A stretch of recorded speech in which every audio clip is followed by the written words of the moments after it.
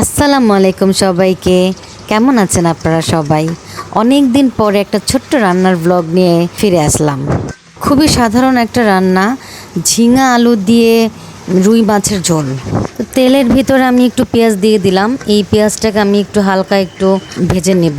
তারপর এর ভিতরে আমি একটু পেঁয়াজ বাটা দিব। তো ঝোল যেহেতু মাছের ঝোল, তো মাছের ঝোল তরকারিগুলোতে আমি মূলত একটু পেঁয়াজ বাটা দিই, তাতে করে ঝোলটা একটু থকথকে হয়, ভালো লাগে। তারপর এটার ভিতরে আমি একটু হলুদের গুঁড়া, মরিচের গুঁড়া দিয়ে দিলাম।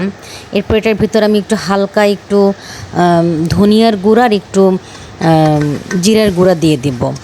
তো একটু জিরার গুঁড়া ধনিয়ার গুঁড়াটা এটা অপশনাল, এটা আপনারা মানে এটা দিলেও হবে না দিলেও হবে, তবে দিলে একটু হয়তো ভালো লাগে, আমার কাছে ভালো লাগে। মশলাটা আমি খুব ভালো করে কষাবো। তারপরে এটার মধ্যে অবশ্য আমি একটু টমেটো কুচিও দিয়েছিলাম। এটা ভালো করে কষিয়ে আমি এর ভিতরে সবজিটা দিয়ে দিব, আলু এবং ঝিঙা দিয়ে এটাকে ভালো করে আবার একটু কষাবো।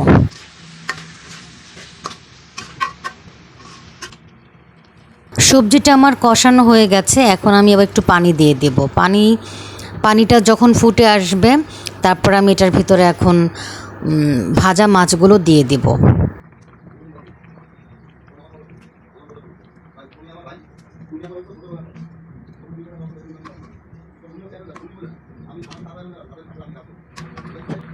এটা খুব কমন একটা রান্না, আমার মনে হয় রান্নাটা সবাই আপনারা পারেন। যাই হোক, এখন আমি এটার উপরে একটু ধনিয়া পাতা দিয়ে দিব, জাস্ট ফ্লেভারটা খুব ভালো আসে ধনিয়া পাতাটা দিলে। রান্নাটা প্রায় শেষ। তো আজকের মতো এখানে আমার ব্লগটি শেষ করছি। রান্নাটা কেমন হয়েছে অবশ্যই আমাকে একটু কমেন্টসে জানাবেন। আল্লাহ হাফেজ, সবাই খুব ভালো থাকবেন।